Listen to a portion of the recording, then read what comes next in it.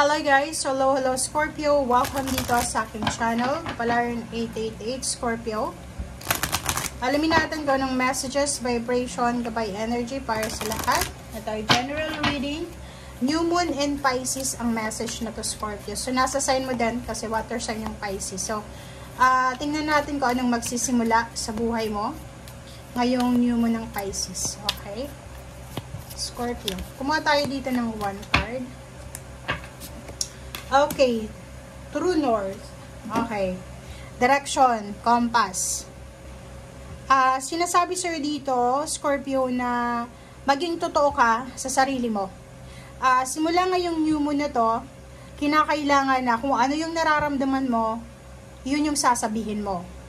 Kung ano yung, halimbawa negative yung outlook mo sa buhay or sa sitwasyon, sabihin mo, iparamdam mo. Kaya wag mong kimkimin yung nararamdaman mo para i-please yung isang tao. Make sure na mas i-prioritize mo yung pakiramdam mo, mas i-prioritize mo yung emotions mo. Honor your emotions. Be true to yourself. And be true din sa mga tao dyan sa paligid mo na kasi unfair naman yun, di ba? Na parang kailangan nating taguin talaga. Itago yung mga nararamdaman natin. Okay? Okay, first and second cards mo dito, Scorpio, is King of Pentacles and Four of Torches. Four of Wands to So, nakikita ko sir dito, Scorpio, posibleng isang mayaman na lalaki. Okay? Comment down below ha. Scorpio, single ka ba? Single mom, single father, or single ka talaga, babae ka man or lalaki.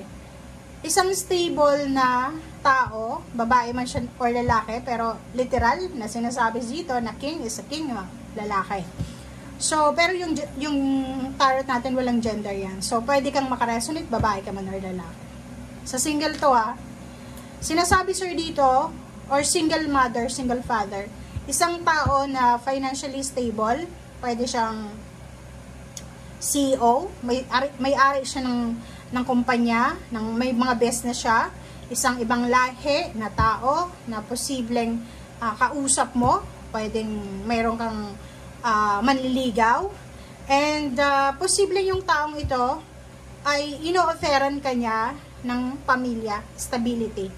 Pwedeng ikaw ay may karelasyon, may ka-live-in, or may ka-relasyon, boyfriend, girlfriend, pero hindi ka pa pinapakasalan or hindi mo pa gustong magpakasal.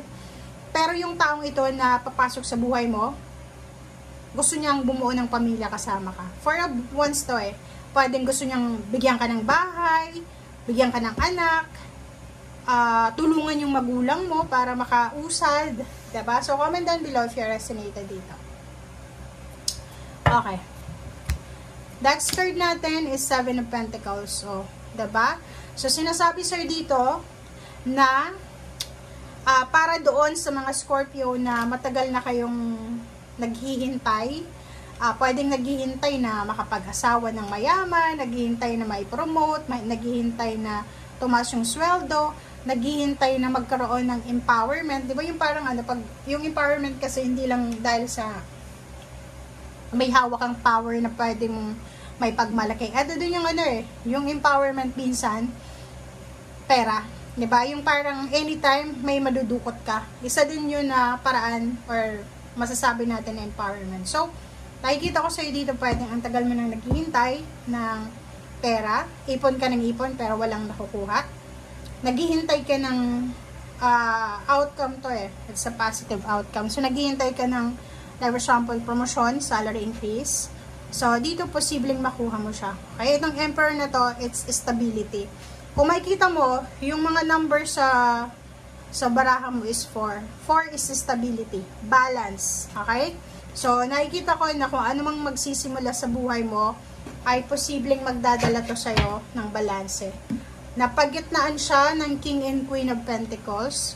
So, kung ako sa'yo, parang nakakakilabot itong reading na to para sa Scorpio. Kasi, kung makikita mo dito, sinasabi na lalaki ka man or babae, okay? Posibleng makakatanggap kayo ng pera or may papasukin kayo na isang trabaho, isang business, isang relationship na pwedeng maglagay sa inyo doon sa pedestal. Alam mo yun, yung parang biglang yaman dahil nanalo sa loto, biglang yaman dahil nakapag-asawa ng mayaman, biglang yaman kasi nakapulot ng milyones, parang ganun. So, maraming possibilities na posibleng darating sa'yo para yumaman ka. Babae ka man or lalaki.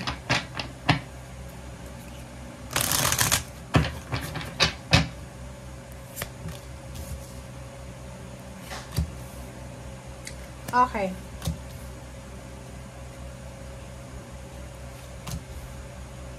Next card natin is 1, 2, 3, 4, 5. 5 from this deck.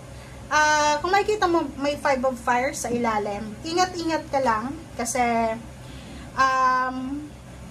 bago mo marating to na sinasabi kong stability, maraming tao ang masasaktan mo. Or marami kang masasaktan. Lalo na dito sa manliligaw na to, kung halimbawa may nanliligaw sa'yo tapos may kalibin ka, kung bibigyan mo ng pansin to, like yung priority talaga, tapos bigla mong naisip na iwan yung kasalukuyan mong kinakasama, masasaktan siya ng pamilya niya. Wow. But nakikita ko na magiging totoo ka sa sarili mo. And yung decision mo is decision mo yun diba? Kahit naman sabihin ng tarot na hindi yan dapat gawin, kung yun ang gusto mo, gagawin mo yun. Okay? 2 of air and 10 of water. Diba? And justice. Sinasabi sa'yo dito na ino-offeran ka. Pwede ng universe, ng emotional fulfillment, satisfaction, emotional achievements. Diba? Yun yung pinapangarap ng lahat Like, bonggang kasal, masayang pamilya, milyones na pera, okay, kontrata, diba, kasal, dokumento, ari-arian, diba, ino-offeran ka niyan And kung makikita mo yung Queen of Earth, dalawa siya and pantay pa sila, diba, so sinasabi ng baraha mo na, lalo yung mga babae na Scorpio, yung pagkakaroon nyo talaga ng pera, yung limpak-limpak na salapi, confirm siya. Double confirmation. So, sinasabi sir dito ng Wheel of Fortune, nakakakilabot yung reading mo. Meron kang 2 of air, hindi mo alam parang binibigyan ka ng susek ng ating Panginoon para umunlad ang buhay mo. Binibigyan ka niya ng rason, binibigyan ka niya ng dahilan para umunlad, pero hindi ka pa makapag-desisyon. Kasi pwedeng may anak ka, or pwedeng kasal ka, or hindi ka alam kung bakit ganito yung energy mo, yung 2 of air. Ikaw lang yung nakakaalam kasi medyo confused ka, nagdadalawang isip mo. Pero, ang 10 of Wheel of Fortune na to, sinasabi sa'yo na simula ngayong New Moon in Pisces, talagang may magbabago. Okay? 360 degrees na Wheel of Fortune siya. Iikot yung Wheel of Fortune, pabor sa'yo. Okay? So, yan guys ang sinasabi ng baraha. Thank you for watching and see you again. Bye!